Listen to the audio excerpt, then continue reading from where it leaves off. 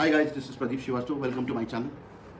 I invite all the sales professionals to this particular video because we are going to talk about sales. I have already posted a couple of videos on some relevant topics to sales, and my endeavor is to keep posting interesting and relevant topics to the sales professionals, so that our sales professionals as well as the budding sales talent which is wanting to build their career in sales and marketing can get benefit out of it. So that's the idea, and I'm sure you will support me. So let's get into this topic which I'm starting today, and this is about 10 things which a sales professional should not take lightly or ignore. Okay, so let's deep dive.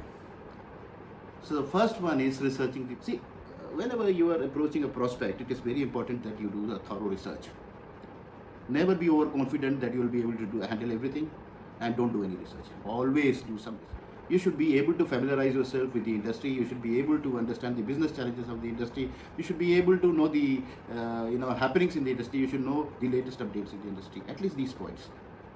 Then when you're talking to the customer, you will be able to tailor your pitch accordingly and demonstrate that you understand their specific needs. Okay?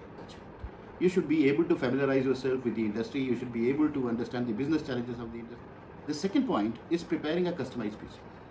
Most often than not, most of the sales professionals, what they do, they have a standard corporate presentation which they present time and again to every customer, and that becomes a monotonous kind of presentation. It may be relevant, it may not be relevant. So it is. So many times you'll find the customer gets disinterested in middle of the presentation, and that's where everything spoils. Always make your presentation a little customized, based on their business, based on their industry, based on the needs which you think, or based on whatever prelim discussions you had with the customer. It will always help you to get closer to the customer and gain trust. Not to forget, there are only two things which can get you business. One is the trust, and the other one is the relationship. And the trust will only be built up by doing these small things. One is active listening. Again, here there is a myth, there's a sales people think that the more they talk, the better it is. Whereas it is the opposite. The more they listen, the better it is. Be an active and patient listener. One is allow the customer to express his interest. Allow the customer to speak. Ask open-ended questions so that he comes out with more and more information about his company, about his business, about his challenges, about the supports, about the total environment. See, then you will have enough data and information where you can decide what is the kind of value proposition you're going to give to the customer so that it benefits him and he is interested in the product or service. Okay? The fourth one is again a very general point, which is overcoming objections. We all know that during a sales calls there are objections. And the generic objections are price, competition, implementation challenges. Okay, so these all things.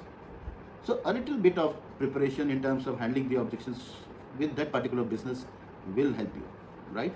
So even if you are able to, demonstrate handling 7 of the 10 objections very easily, and the other 2-3 will become easier for you to handle. So always be prepared. The fifth point is following up. The follow-ups by the sales people at times is very poor. I have seen many of the sales professionals that after the sales call, they leave everything to the customer. They think, he will come to you because they are overconfident. It's not the case. You need to follow up. There has to be an active follow-up. So the most simple thing is, once you're back, send the minutes of the meeting, add the relevant points which you have discussed. Also, add the point which you must have forgotten to discuss, or you feel that it is important to highlight.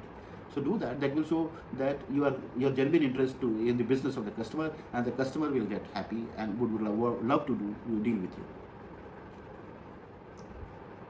We come to the sixth point. The sixth point is building rapport. See, never ever think that everything will come on a platter. There has to be a rapport building between you and the customer during the discussions, whatever you have.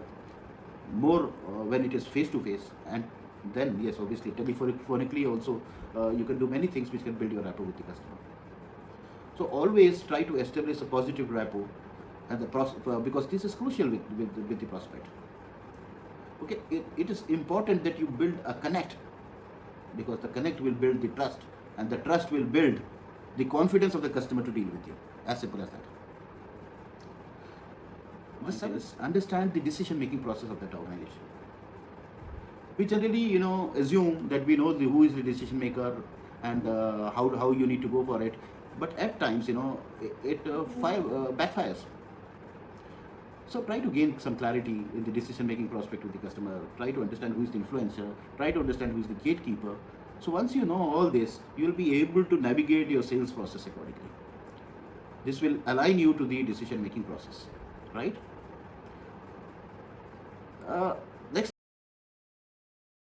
point, which is the 8th point, is differentiating from competitors. Don't assume that the prospect is only following up with you and he does not know what is happening in the industry. Sorry, it's hardly possible. They know. Customer is much more aware today, in today's world. And also, the competition is following up with them. So you should always be able to know that what are the value proposition where you can differentiate yourself than the competition and probably have an edge over them. Okay? So be very clear with that so that you can speak about it when it is required. The next obvious factor is the technical questions, or you should always be prepared of the technical questions during a sales call. And when the sales call starts getting advanced and the customer is starting is getting interested in a product or service, he will ask you technical questions. Maybe it is only one or two, but if you do not have the enough product knowledge to answer the technical question, this may be it may not be good. So you should have a sound product knowledge of your product or service. You should be able to, you should be prepared to answer the technical questions the customer may ask, right? And lastly, the 10th is adhere to the ethical practices. Always have high level of ethics. Maintain high standards of ethics, right? Throughout the sales call. Never exaggerate, never overcommit, never give false promises. Always be transparent with your limitations. Once you do that, the trust between you and the customer will start will build up, and customer buys the product or service only from the person whom he likes or trust. Don't ever forget this underlying statement. So what I'm trying to say is, if you are able to work on these 10 factors and try to educate your sales teams that how important is these 10 simple factors, it will be nice. It will be better for everyone. They will be able to close the deals faster. They will be able to have a better success rate, and it will help you to foster your business relationships. I'm sure you must have liked this. Thank you. Please like and subscribe. Bye bye.